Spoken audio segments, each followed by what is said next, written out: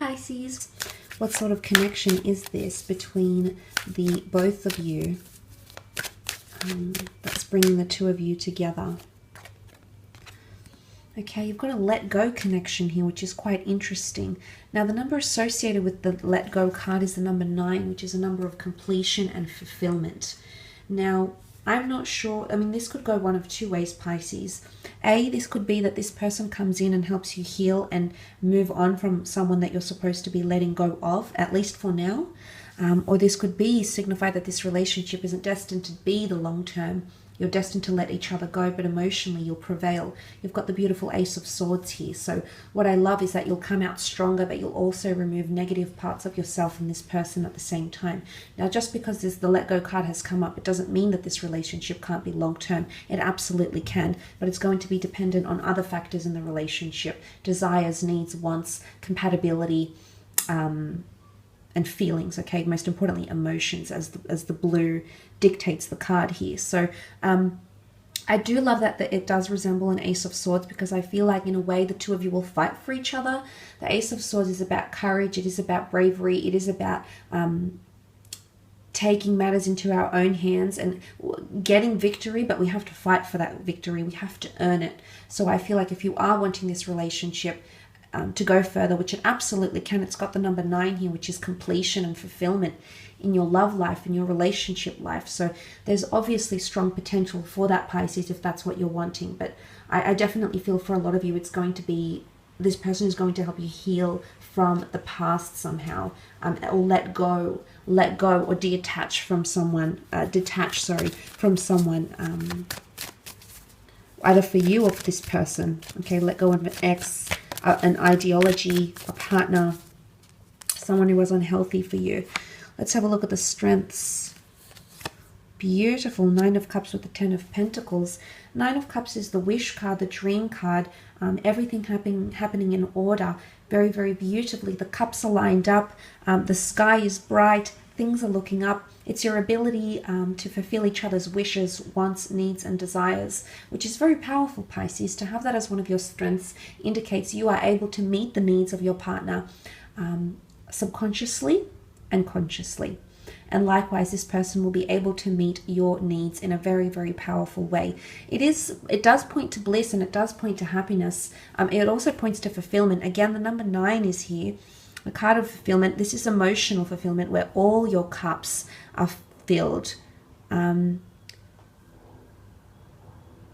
it's almost like it's a very accommodating energy. It's like this man is presenting themselves like, how can I help you? What can I do? What would you like? So I feel like the two of you could be quite accommodating to each other. And this points to the both of you being quite sensitive to each other's needs. And you can be this way, Pisces, and you are a giver. When you're connected to someone and you love them, you will no doubt show them how much you appreciate them in very thoughtful, very sweet and sentimental ways. But I think this is going to be reciprocated. And it's going to be one of your strengths that help this connection flourish, or this relationship flourish. You also have the 10 of Pentacles, which came up twice around this person. Now, this is coming up as your strength. So I feel in terms of what you want out of a relationship, the legacy you want to create. Maybe you don't want to have children, or you don't want to get remarried or married. Maybe you just want to live a life full of adventure and love, and travel. It's almost like you're going to conform and mold that relationship to be exactly what you want it to be, and likewise what this person wants it to be. Say, for example, if you want to have the children or more children, whatever it is that you're conforming to, the legacy, if this is coming up as one of your strengths, it shows that the both of you are wanting something similar, or the both of you can accommodate, please each other to help create that legacy. I also feel one of your strengths will be your relationship with in-laws, the friends of this person, and likewise, this person will be welcomed into your family. So there's approvals and blessings from the people around you. So obviously there might be a lot of people that think you're a good match, and they will help, in hindsight, they will actually help support the relationship. They will always give you good advice. They will always, champion you and this person together. So I love that. Also, if this person has children or family, I feel like it's going to be one of their strengths, because it's going to showcase how committed this person can be to you and what they're capable of giving. Okay, if they've done it before, they can do it again with you. So, or vice versa. So that is quite powerful with that Ten of Pentacles energy. I also feel like career, creative pursuits, the both of your career can complement each other, and you may assist each other in that as well. Let's have a look at your challenges, however, Pisces, and see what comes up for you.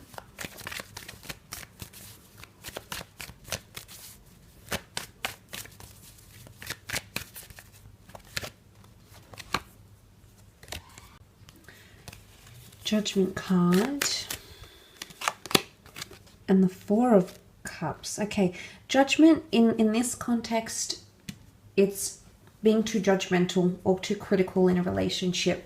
Maybe it's how critical you'll be of yourself in this relationship, Pisces, or it's critical of this other person and vice versa. So this is something you're going to have to be aware of, how you pass judgment.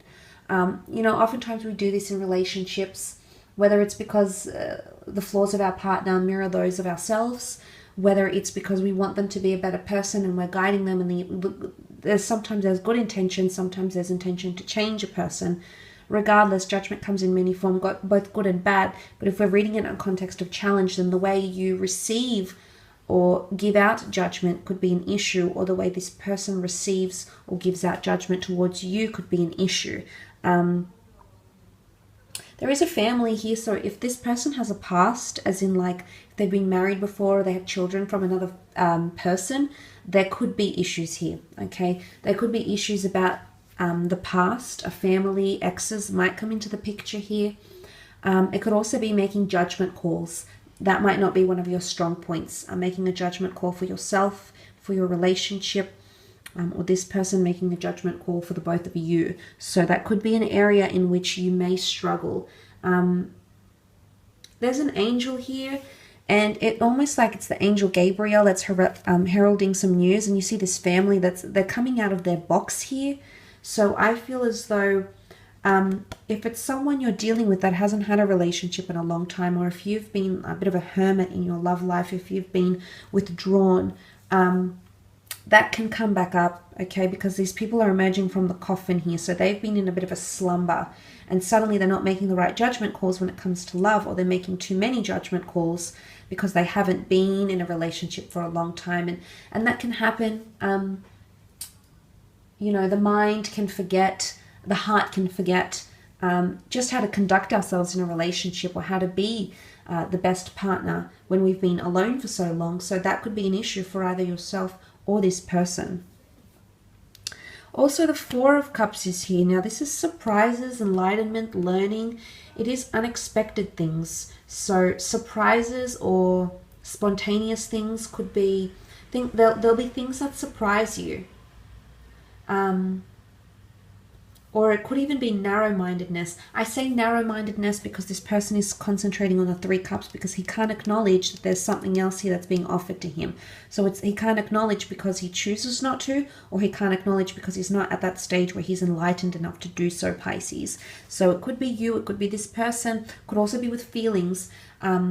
Something about acknowledging feelings or expressing these feelings could be a bit of an issue, could be a bit troublesome. Because it's not, these feelings aren't acknowledged, although they're coming from the hand of God, and this is the tree of life.